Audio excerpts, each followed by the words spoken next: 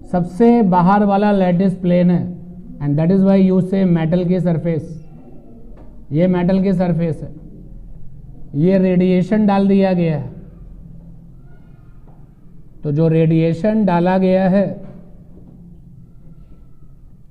Incident वाला जो radiation है ये, इसकी जो एनर्जी है दैट इज ई, इसकी जो एनर्जी है वो ई है।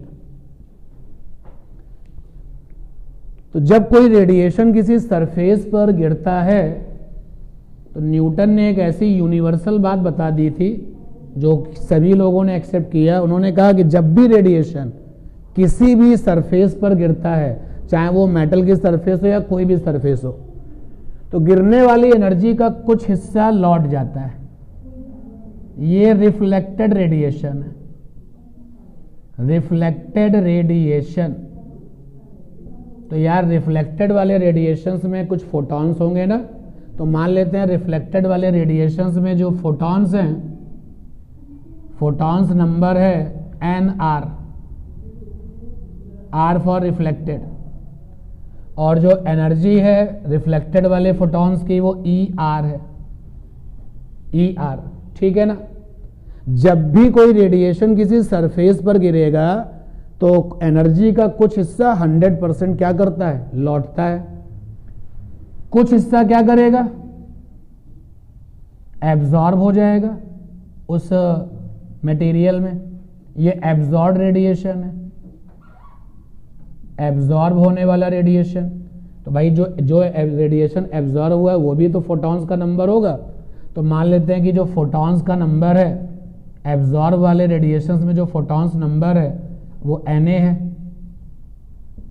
Na, और जो एनर्जी है एब्जॉर्ब वाले फोटॉन्स की वो Ea है।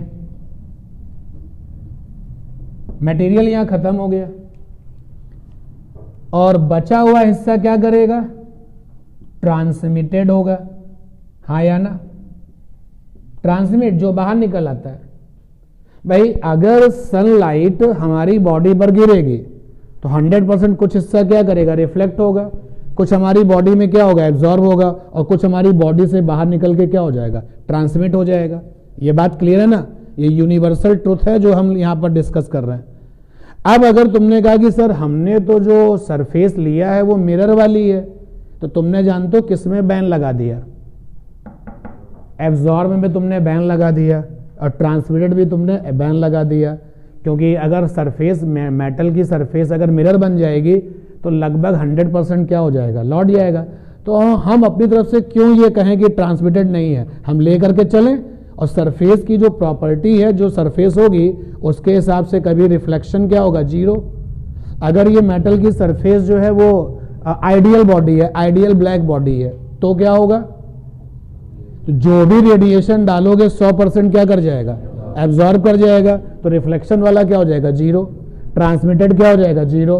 केवल एब्जॉर्प्शन ही आपका रिच हो जाएगा। तो हम जनरल वे में सोच के चल रहे हैं। और ट्रांसमिटेड जो रेडिएशन है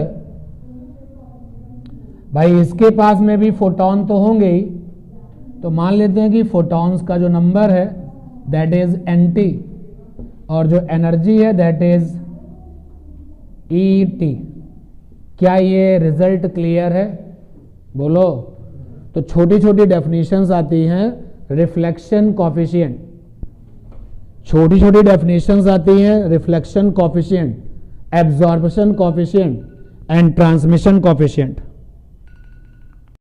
तो रिफ्लेक्शन कॉफिशिएंट को हम लोग लिखते हैं, आप बताइए, पढ़ा हुआ है आपने इसको तो, अरे प्रीवियस क्लासेस में ये पढ़ चुके हो आप। रिफ्लेक्शन कॉफिशिएंट सिंबल क्या है, आर। डेफिनेशन क्या बनेगी, जो एनर्जी रिफ्लेक्ट हो रही है अपॉन में incident. Now check the situation, लौटने वाली एनर्जी कितनी है, ई आर, गिरने वाली कितनी थी, ई। ठीक है, रिफ्लेक्शन कॉफिशिएंट की डेफिनेशन बना लोगे। तो डेफिनेशन लिखने की अब मुझे कोई रिक्वायरमेंट नहीं है। एब्जॉर्प्शन कॉफिशिएंट की वैल्यू क्या होती है,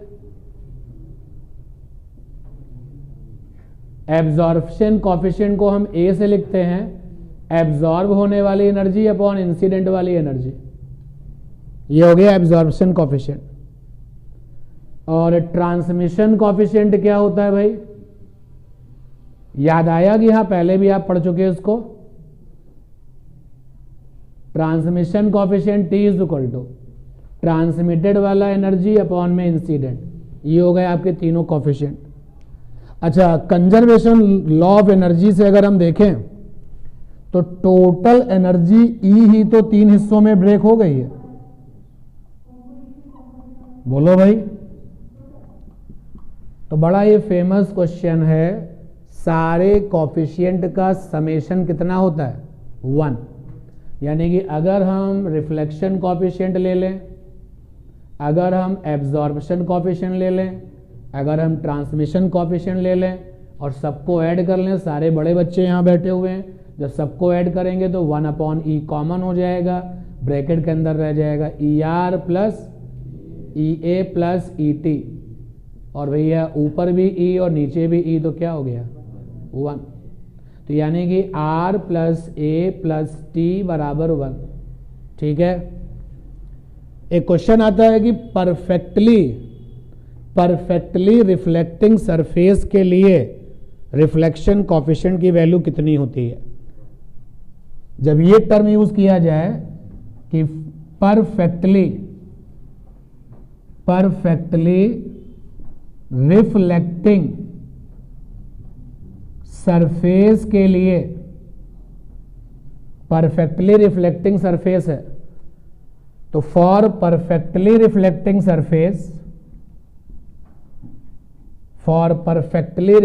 सरफेस रिफ्लेक्शन कॉफिशिएंट की वैल्यू कितनी होती है, आंसर है 1। क्योंकि हम परफेक्टली रिफ्लेक्टिंग उसको बोलते हैं, नाम से ही देखो कि परफेक्टली रिफ्लेक्टिंग का मतलब हो गया बिल्कुल भी एब्जॉर्ब नहीं होना है। तो भैया जी EA बराबर क्या हो गया 0, तो जब EA बराबर हो गया 0 तो A बराबर क्या हो गया 0।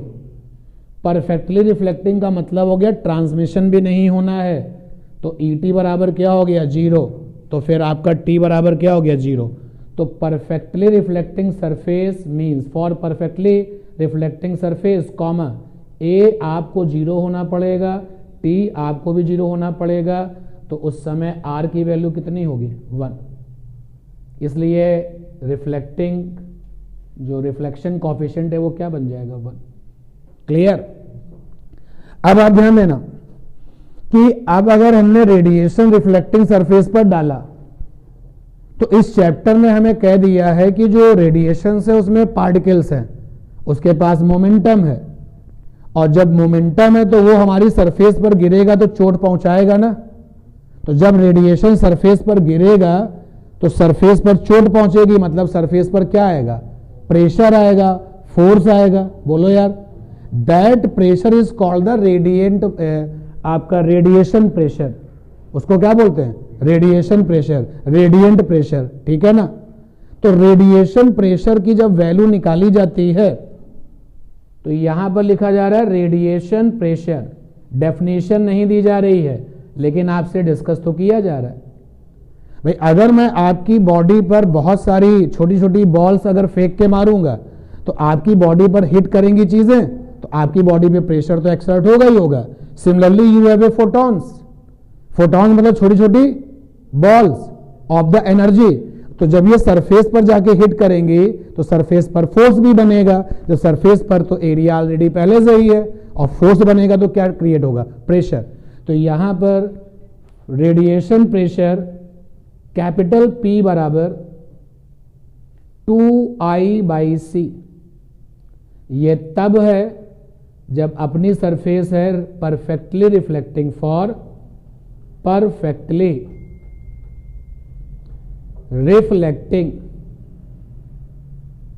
Reflecting surface. ठीक, और ये तब क्रिएट होता है, ये रिजल्ट तब आता है जब आपके पास में ये सरफेस है और रेडिएशन डाला गया है नॉर्मली, बिल्कुल नॉर्मली रेडिएशन डाला गया है। जरा इस एरो पे ध्यान देना, सरफेस पर गिरने वाला रेडिएशन नॉर्मली है। ये तो होगी बोर्ड की बात, आपके बोर्ड एग्जाम की बात, जिसमें जो रेडिएशन प्रेशर है, रेडिएंट प्रेशर है, वो पूछा जाएगा। तो आपके बोर्ड एग्जाम में जो रेडिएशन डाले जाएंगे वो नॉर्मली वाले में डाले जाएंगे। डेरिवेशन तुम्हारे यहाँ नहीं है इसका, P बराबर 2I/C। आई यहाँ पे इंटेंसिटी अभी लिख दूंगा बाद में। लेकिन अगर हम बात करें थोड़ा सा अलग हट करके कि अगर हमारे पास रेडिएशन जो डाले जा रहे हैं वो नॉर्मल से थीटा डिग्री पे डाले जा रहे हो, तो अभी हमने नॉर्मली डाला है तो थीटा की वैल्यू क्या होगी? 0। भैया ये हमारा हाथ जो है ये कॉपी सरफेस हो गई, ये कॉपी सरफेस हो गई। रेडिएशन ये डाला गया और किसी ने रेडिएशन ऑब्लिक में डाल दिया, जिसने नॉर्मल से थीटा डिग्री पर डाला है। तो अब रेडिएंट प्रेशर की वैल्यू क्या आती है? तो रेडिएंट प्रेशर की वैल्यू इस वाले केस में आती है P बराबर 2I cos θ/c, जहां पे c स्पीड ऑफ लाइट है, थीटा मैं क्यों बताऊं, तुम खुद मुझे बताओ ना, व्हाट इज थीटा? गिरने वाले रेडिएशन का नॉर्मल से, नॉर्मल माने वर्टिकल से एंगल। तो अगर हम बात करें इसकी तो ये आपका थोड़ा सा लेवल अप हो गया। अदरवाइज अगर आपसे रेडिएंट प्रेशर पूछा जाता है, आप बेफिक्र होकर के फार्मूला याद रखिएगा, फार्मूला अप्लाई करना पड़ेगा। आई यहाँ पर उस सोर्स की इंटेंसिटी है जिससे रेडिएशन आया है, लाया गया है, ठीक है ना? बोलो भाई, नोट करिए इतना। सी, अगर हम बात करें रेडिएशन प्रेशर की एक बार और, तो रेडिएशन प्रेशर की वैल्यू निकल के आती है P = I/C। ये for perfectly absorbing surface, absorbing surface. जैसे अभी आपने देखा कि परफेक्टली रिफ्लेक्टिंग सरफेस में केवल और केवल R था, बाकी लोग 0 हो गए थे, तो परफेक्टली एब्जॉर्बिंग सरफेस क्या होगी? परफेक्टली एब्जॉर्बिंग सरफेस में A बराबर क्या होगा? 1। किसको 0 बनना पड़ेगा? R को और T को। ये दोनों के दोनों डेरिवेशन आप जो चाहेंगे तो आपको मिल जाएंगे। I यहाँ पर जो है इंटेंसिटी ऑफ सोर्स है, जिसके बारे में आप बिगिनिंग ऑफ द चैप्टर में जान चुके हो, इंटेंसिटी ऑफ सोर्स। चलो एक बार ज़रा सा कॉन्फिडेंस बढ़ा दो, इंटेंसिटी कैसे निकलती है? Power by area. पावर को हमने P* से लिखा था हमेशा, और एनर्जी अपॉन AT, ठीक, और Nhν/AT और NSc/λAT। इतने तरीके से आप इंटेंसिटी को निकाल सकते हो, जहाँ पे n नंबर ऑफ फोटॉन्स हैं, n यहाँ पर नंबर ऑफ फोटॉन्स हैं। बाकी चीज़ें आपको पता ही हैं, A माने एरिया है, T माने टाइम है, न्यू माने फ्रीक्वेंसी है, लैम्डा माने वेवलेंथ है, P* माने पावर है सोर्स की। तो ये रेडिएशन प्रेशर। जब ध्यान देना, ये कुछ बातें हैं जो कि एक्स्ट्रा में है, लेकिन बड़ी ही ज़बरदस्त हैं जब न्यूमेरिकल करोगे आप। जैसे आप देखिए, आपको मिला R बराबर ER अपॉन में EA मिला, ठीक है? जो लोग बिजी हैं थोड़ा सा इधर ध्यान दें।